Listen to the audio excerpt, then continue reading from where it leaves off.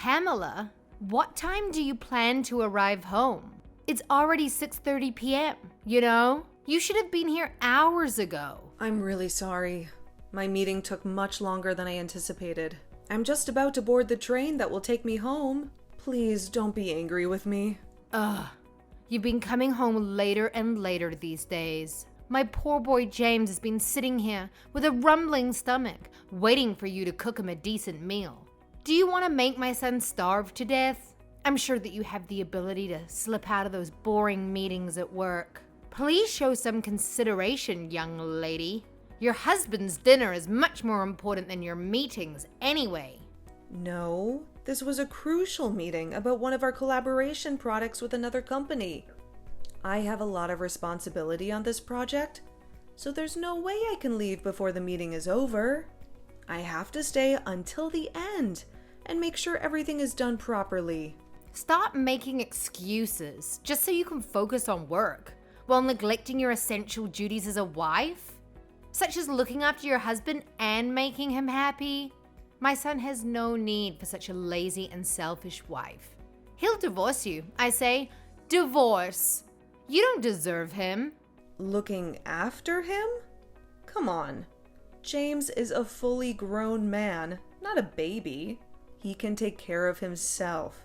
Plus, he's unemployed right now and spends all of his time at home. He has plenty of time to cook for himself or help you out in the kitchen.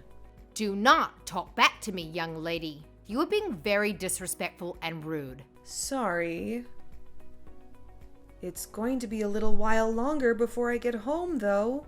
So if he's really desperate for something to eat, you're more than welcome to use whatever's in the fridge to make something to eat between yourselves. There's some eggs, cheese, bread, and ham. You can make a sandwich or an omelet or something. What? Do you seriously intend to make your mother-in-law into some cheap imitation kitchen maid? Ugh, have you no shame? I've never heard of such cheek. You are being very ungrateful and inconsiderate. I'll have him divorce you if you're not careful. You are not worthy of being his wife. No, I didn't mean that. I'm sorry. Just forget I said anything. I didn't want to upset you. We won't be waiting for you any longer. Too hungry. He's going to faint.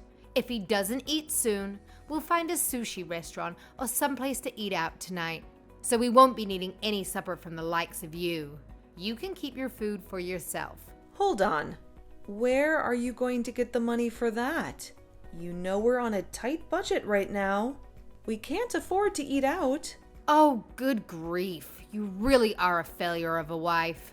My son picked the short straw with you, didn't he? You are a terrible match for him. I'll have him divorce you before long. I mean it. You are ruining his life.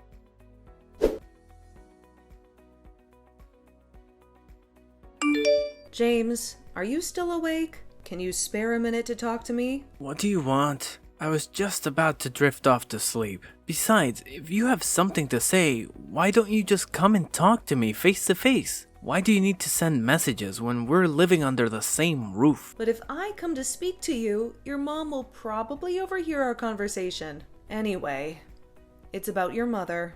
Is there no way we can live separately from her? This arrangement with the three of us sharing the same house, it's just not working out. What? For heaven's sakes. You're not going on about my mom again, are you? Haven't you had enough of nagging me about her? To tell you the truth, James, I'm extremely stressed out. I agreed to have her live with us because I felt sorry for her being lonely after your dad passed away. But she's causing me so much stress. It's unbelievable. Does she think I'm some kind of servant? She forces me to do all the housework, even though I'm working long hours at my job. Not only that, but she barely ever lifts a finger to help me out. If there's ever anything she doesn't like, even if it's a minor thing, she immediately brings up divorce and threatens to make you end the marriage with me. What's more, despite the fact that she makes absolutely no money and contributes nothing to the household finances, she goes out to restaurants on extravagant spending sprees. always bringing home bag loads of useless junk. There's no other way to put it, James. I've reached my breaking point, and I can't take it anymore. What do you want me to do? You can complain about her as much as you want, but she doesn't have anywhere else to go. She sold the family home when my dad died. We're the ones who took her in. I can't just kick her out now, can I? The only money she has to her name is her pension. So when she says she can't afford to contribute, she's telling the truth. Plus, without my dad, she's very lonely. Surely it won't hurt to indulge her selfishness just a little bit, every once in a while. This goes beyond the level of mere selfishness.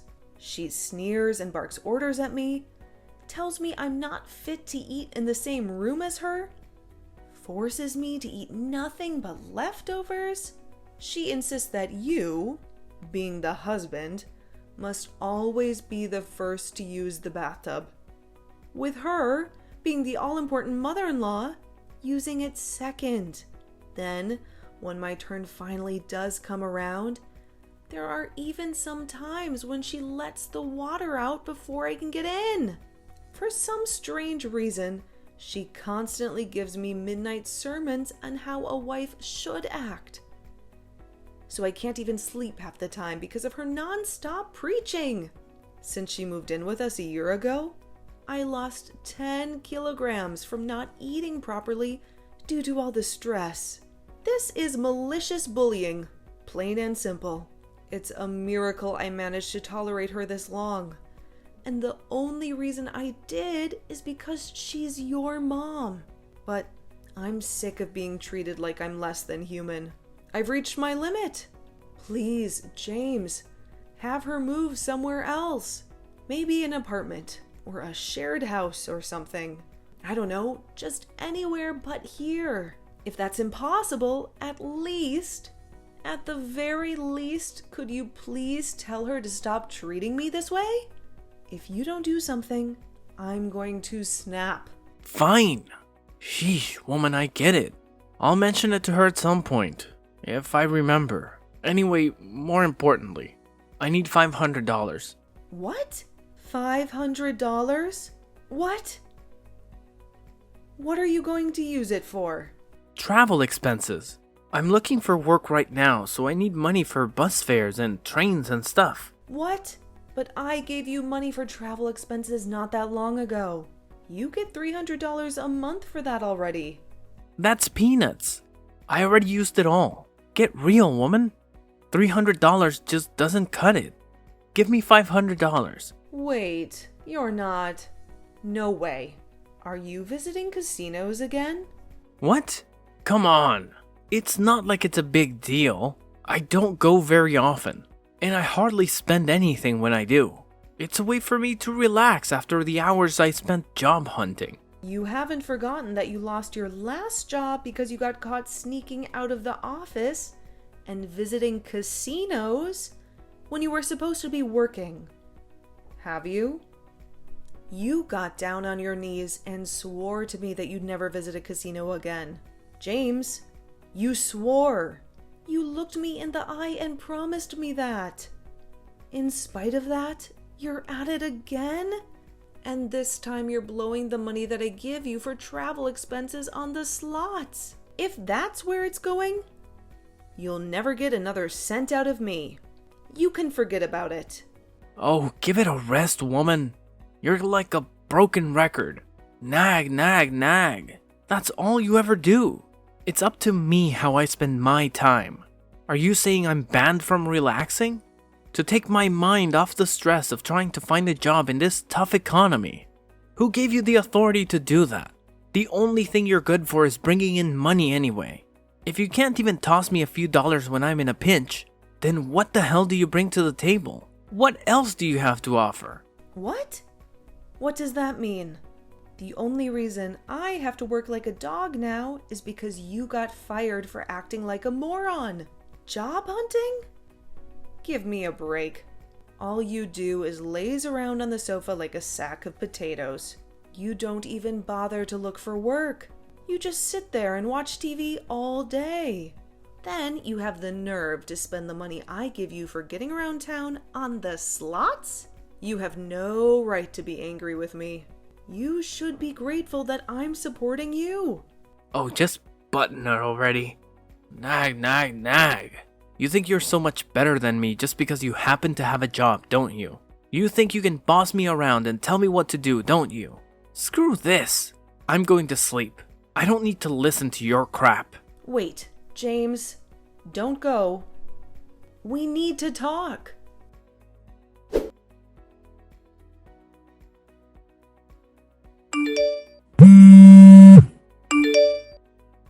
Excuse me, Pamela. Answer me right now. Don't you dare ignore me. What do you want from me? Can't you see I'm at work right now? I have a lot of things to do, and I don't have time for your nonsense.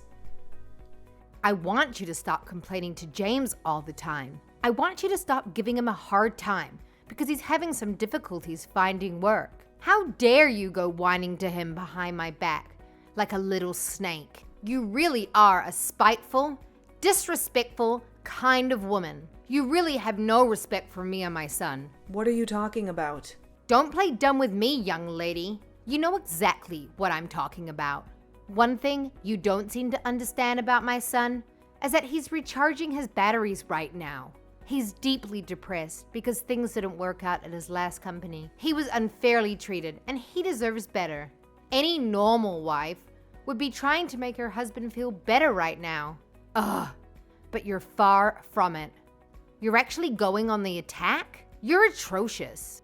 You're a devil, I tell you, a devil. You're ruining his life and mine. There's nothing for it but divorce. You need to get out of our lives. The fact that you're messaging me like this now must mean that James just woke up from his hibernation on the sofa and told you about the conversation me and him had yesterday. Right?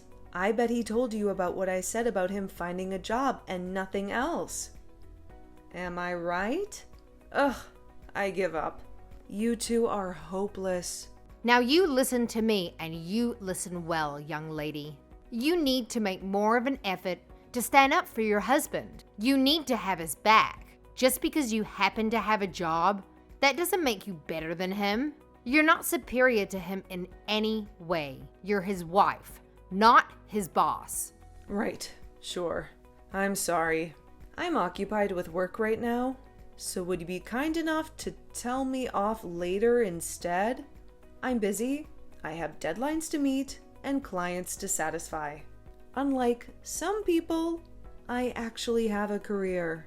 Oh, good grief. Look at you. A fully grown woman bragging about having a job like it's some kind of special achievement. Tell me, Pamela, what good is a woman who does nothing but work? What kind of a wife are you? What kind of a mother will you be? Oh, and I'll never have any grandchildren with a daughter-in-law like you. How about you fulfill your feminine duties as a wife for a change? How about you cook, clean, and take care of your husband? How about you show some love and affection? I must be the unluckiest, most mistreated mother-in-law in the whole world. Aren't you big enough to admit your wrongdoing and walk away with some dignity? Get a divorce. You don't deserve my son. You're really annoying me now. Would you just shut up for once? You're always nagging and criticizing me. You're always interfering in our lives and trying to control us. What? How dare you? What has gotten into you today? Where did this rebellious attitude come from all of a sudden? Know your place, young lady. Who do you think the mistress of this household is? Who do you think has the final say in this family? If you defy me, I will have my son divorce you. I'll make sure he gets rid of you. You're nothing but a burden and a nuisance. Okay, divorce it is. Huh? What did you just say? Fine, have it your way. I'll divorce him. It's not like I ever enjoyed being married to an unemployed leech who does nothing but sit on the couch all day anyway. Nor do I take any great pleasure in having to share a roof with his parasitic, megalomaniac old hag of a mother who thinks she can boss me around. I'm tossing that egotistical, jobless douchebag in the gutter where he belongs. Divorce! Let's do it. I'm ready. I'm more than ready. I can't wait to get rid of him and his toxic family. Wait, what's gotten into you, Pamela? Is this some kind of joke? Are you being serious? You'd actually go through with it. You see, the thing is, you should have known that there was a limit to how much of your crap I was willing to tolerate. You should have known that I won't put up with your nonsense forever. What? Did you think I was just going to shut my mouth forever? Like an obedient little slave while you hurled abuse at me? Are you and James actually aware of your current positions? What good is a woman who does nothing but work, you ask? How about putting food on the table for you and your waste of a space, man-child of a son? How about paying the bills for you and your useless, freeloading son? How about providing a home for you and your ungrateful, disrespectful son? Who did you think it is putting a roof over your heads? Who do you think it is who's looking after you and enabling your lazy, deadbeat lifestyles? Go on, think about it. This one's really easy. It's me. It's always been me. Oh my God, Pamela. What has gotten into you? This isn't like you at all. You've never spoken to me like this before. It's not that something's gotten into me. It's that you think you can manipulate and take advantage of me and my kindness. You think you can treat me like dirt and get away with it, huh? You're so wrong. Ask yourself, do you think I enjoy feeding, clothing, and providing shelter for a malicious, bullying old hag of a mother-in-law? Do you think I enjoy working hard every day while you sit on your ass and do nothing? The only reason I reluctantly agreed to you living here in the first place was due to my mercy and kindness. I felt bad about you living all on your own after your husband died. I wanted to give you a chance to be part of our family. And this is how you repay me, by walking around like you own the place and treating me like your slave, by interfering in our marriage and trying to control our lives, by threatening me with divorce when you don't get your way. Do you have any awareness of how arrogant and shameless your behavior is? Well, are you going to answer me, you miserable, sponging witch? No, but taking care of your mother-in-law is a decent thing to do. It's the right thing to do. It's the duty of a good wife and a good daughter-in-law. It's the way things have always been and the way things should be. What? I'm not sure what common decency or tradition you're talking about. They certainly don't apply to sponging vagrants like you. You are also aware that I'm not your daughter, right? Even still, I wouldn't tolerate this from my own mom. So what do you think gives you the right? If you were actually my mom, I'd be just as eager to get you out of my life. In fact, I'd be even more eager, because you'd be an embarrassment and a disgrace to me. No, wait, Pamela. I may not be your mother, but surely this is no way to talk to your mother-in-law. And what on earth is all this coarse, vulgar language, you barbarian? It's just as I thought all along. You are simply not suitable to be my son's wife. It's divorce for you. Divorce.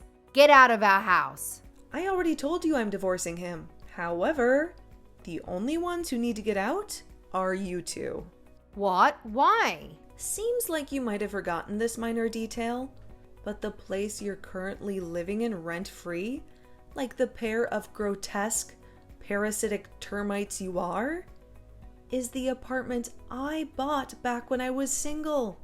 It's the apartment I worked hard for and paid for. It's my name on the deed. And it's my apartment. What? Really? No way. You actually forgot? I did tell you before, remember? It was the day you moved in. It was the day I made the biggest mistake of my life. I gave you a thorough explanation about all the details regarding the living situation. Aren't you a little too young to be going senile? Well, now that you mention it, I think I might remember you telling me something along those lines, but you can hardly expect me to remember every conversation we had last year. You can hardly expect me to remember every word you said. The thing is, whether you remember or not makes zero difference to me. Once the divorce is finalized, you and the Sloth King will be packing your things and leaving for good. Because, as I told you, you're living in my apartment. You'll no longer be my mother-in-law, and he'll no longer be my husband. And sadly for you, I'm not the kind of person to let a pair of strangers live like bums in my house. Now, I'll be hitting James with the divorce papers when I get home today. Make sure the two of you get your belongings together, okay? Luckily for you, in my infinite generosity and benevolence, I'm willing to give you until tomorrow evening to get out. Don't think you'll be getting anything to eat, though. Pamela, please just wait. Surely you're not going to divorce him immediately. Today, you don't actually plan on kicking your husband and mother-in-law out on the streets, do you? I simply do not agree. The divorce isn't happening. I won't allow it. What the? Why, have you done a complete 180 all of a sudden? You seem to be happy enough to walk all over me when you thought you could get away with it. You waved around the notion of a divorce like it was your prized family crest, using it as a pretext to say whatever you wanted, whenever you wanted. Then, the moment you realize things are no longer going in your favor, you're suddenly opposed to it. Don't make me laugh. What? You're the one who started all this in the first place. You wanted to fight, didn't you? All I did was give you what you wanted. You should be grateful. Don't you dare try to start to worm your way out of it all of a sudden. And I won't allow it. Who do you think you are? Since when were you the queen? Did I miss your coronation? How about you try cultivating some awareness of your own position for once, and putting a lid on that monstrous mouth of yours? I'm sorry. I'm really sorry. This is all my fault. It's too late to apologize now. I'm dead set on divorce, and nothing can change my mind. Make sure you're gone by tomorrow night, and let me make one thing abundantly clear. There will be no distribution of assets. James, the eternal NEET, has no savings of his own, and we have no shared accounts either. There's no money for him to receive, not a single cent, so don't bother trying to put it in any claims. I would feel bad about throwing you out onto the streets without any clothes, so I'll allow you to take the bare minimum of clothing and everyday necessities with you. I take it you have no complaints about that if I've made myself clear? Hurry up and get out of my apartment, and take your good-for-nothing son with you. Oh my gosh. Oh, please just wait. We don't have anywhere to live. We sold the family home, and my husband passed. My pension doesn't amount to much either. But James doesn't even have a job. Please. Oh, I see. Just so I understand, you'll be in dire straits because your son's a NEET and you have no place to stay and no money. Is that right? Okay. So what? Huh?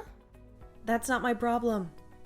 The fact that your son's a NEET, or that you have nowhere to stay, or that you have no money, none of these things are my fault. If you're struggling for money, you could always have James earn you both a living on the slots. And why can't you find a job if you got the energy to bully your daughter-in-law 24/7? Then holding down a job shouldn't be a problem. Oh, I saw a local supermarket was recruiting the other day. Do that. Oh my God. God's not going to help you now. Nor is playing the victim. And I mean, please, is this really any way for a full-grown woman to behave? If you don't have any money, then you work. Surely you at least understand that you're not a child. Why? Why are you doing this? I think you know full well. Why? Because you defied the mistress of the household.